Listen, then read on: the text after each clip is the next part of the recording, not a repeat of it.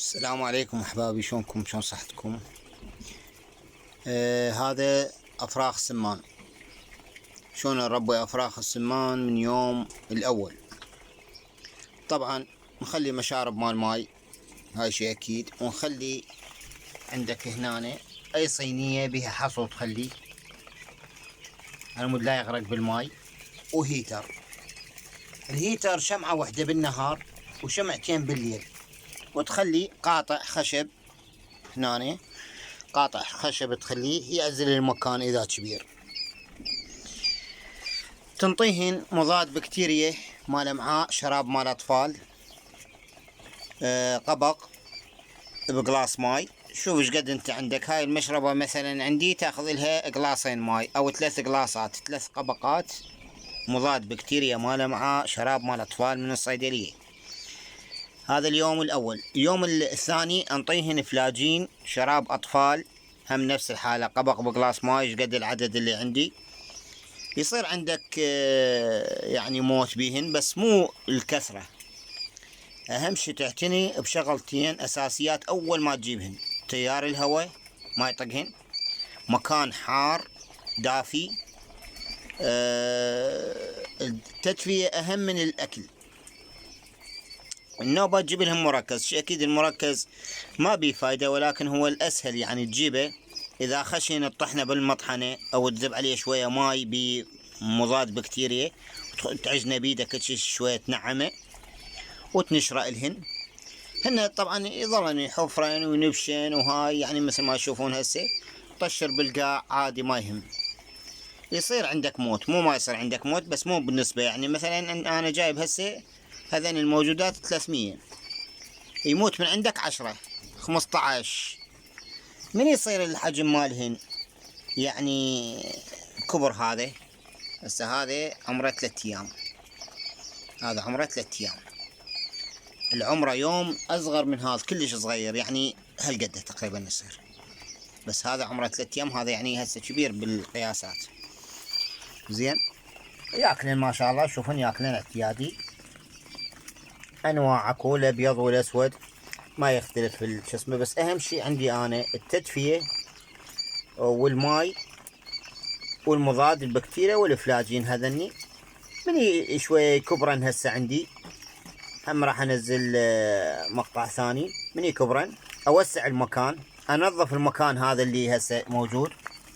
هذا تراب ورمل مخبوط سوا، ويا العلف هذا المركز اللي تشوفونه مطشر هسه بالقاع. هذا من اوسع المكان يردن هن ياكلن الكبار. من يكبرن يظلن ياكلن المطشر. اوسعه شويه شويه، تستفاد من السمان البيض ماله. تقدر تبيع البيض ماله للتفقيس، وتقدر تبيعه للناس يعني يشترونه. المرغوب طبعا الابيض هو، يعني حتى بالاكل بالهاي، لان اللحمه ابيض. الاسود نفس الحاله، بس لحمه شويه بيه سمار يصير.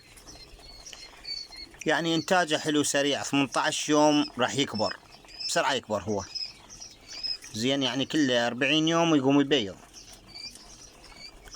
ما بي اي اشكال. بس الاشكال عندنا هنا بالمركز، المركز غالي.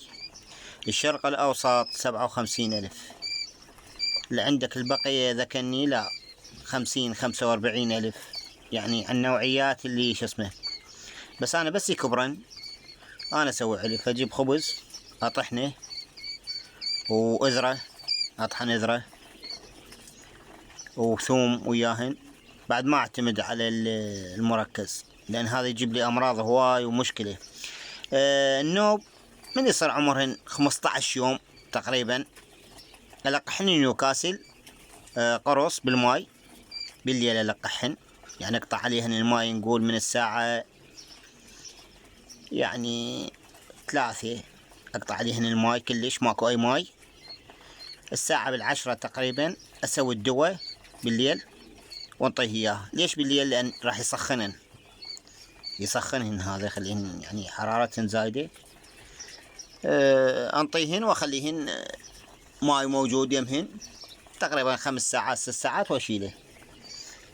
اكو لقاحات اشكال، اكو نيوكاسل رش، اكو نيوكاسل قرص، واكو زرق.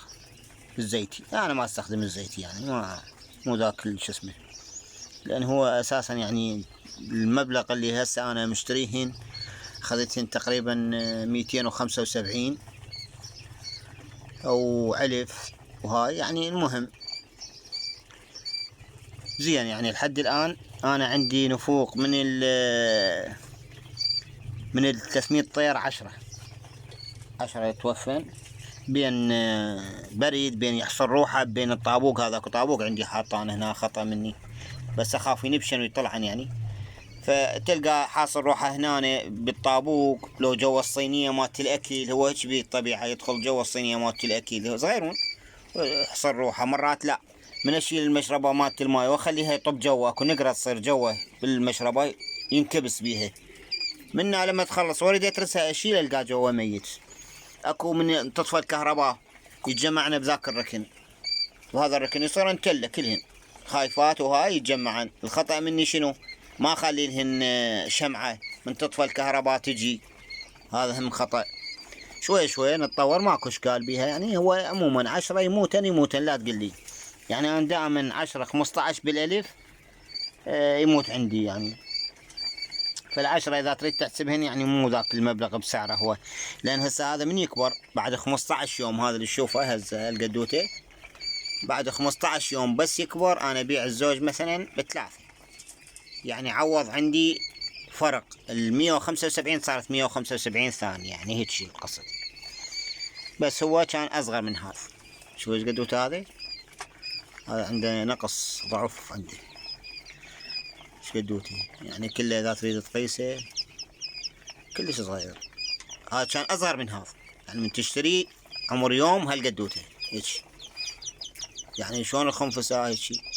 بس هسه لا، هسه عمر عود هذا 3 ايام بس، هو بي صغير بالقياس الهن يعني. اذا تريد تشوف هو اصغرهم، بس البقية لا اكو يعني جيدات يعني. هذا كله يعتمد على الاكل وعلى الجو. الجو هو اللي يحركهن. هسه هن مطشرات، يعني شنو معنى اذا مطشرات والهيتر يشتغل؟ يعني معناهن دفيانات، احترات متكترات مطشرات. بس اذا بردن هذا الجوقة كلها اللي تشوفها كلها تتجمع تصير بالركن، تصير شلون الطوبة. فاذا هاي بردانات. هسه لازم انا راح انصي الهيتر شمعة وحدة اخليه، خاف يعني انسى هاي يصير ليل وما ادري بيهن فاجي القاهن بردانات، فاخلي شمعة وحدة يتغير الجو يصير جو طبيعي يعني. هاي نصيحتي لكم. وان شاء الله راح انزل بعد 10 ايام تقريبا 15 يوم هم انزل مقطع بعد ما يكبرن وش قد الخسارة مالتهن صارت، وش قد العدد الباقي صافي لحد البيع. انا افكر اخليهن يعني اخذ منهن بيض وبيع، لان اللي عندك هسه ال100 بيضة ب15,000. هن يومية يبيضن السمان، طبيعته يومية يبيض، مو مثل الدجاجة بين يوم وترك، لا السمان يومية يبيض. بس بيه طبيعة من يعني شرب الماي هواي، هاي واحد. اثنين ياكل. جيب له هسه قونية 50 كيلو انفضها هنا زين، بعد يعني عمر 15 يوم، مو هسه هذين صغار، من يصير 15 20 30 يوم. قونية عمر 50 كيلو انفضها تجي ورا ساعة ما تلقاها. ماكو عنده شهية مفتوحة للأكل وعنده صبر. يعني مثلا أنا ما عندي هسه إمكانية أنا أجيب علف، أجيب كيلو. الكيلو هذا الجوقة كلها اللي يشوفها بكيلو يقدر يعيش، يعني عنده صبر بالأكل، يقتصد بالأكل، يجوع يتحمل، ويتحمل ياكل إذا صار وقت الأكل، لا ياكل إذا موجود. فاللي يقول لك يعني السمان ما ياكل، لا ياكل ويشرب ماي هواي. يعني هسه أنا هاي المشارب هاي وحدة، اثنين الصينية أترسها، الصينية الثانية همينة أترسها. وهاي النوعية المشربة الصليب يسمونها، بطل مال بيبسي هو، ترسى ماي تركبه على هاي يعطيه الماي ما يغرقن ولا شي، ما يتعبني. بس الصينية لا، الصينية اخلي بيها حصو واخلي بيها ماي ارو مضاد بكتيريا همينة اخلي بيه، بس انه من ينبشن بالاكل يترسن الصينية. فانا اتحملهن لان بعدهن صغار، بس يكبرن احول مشارب بالنوب. عندي هسه وحدة هاي مشربة، اثنين ثلاثة أربعة خمسة خلال ساعتين يخلص الماي، يشرب ماي فظيع. بس بعدين من يكبرن لا راح اطور الشرب مالهن اسوي اما تنقيط يعني مشارب، او احولهن الى يعني حوض شوية مرتفع عن العلف يطبن بيه.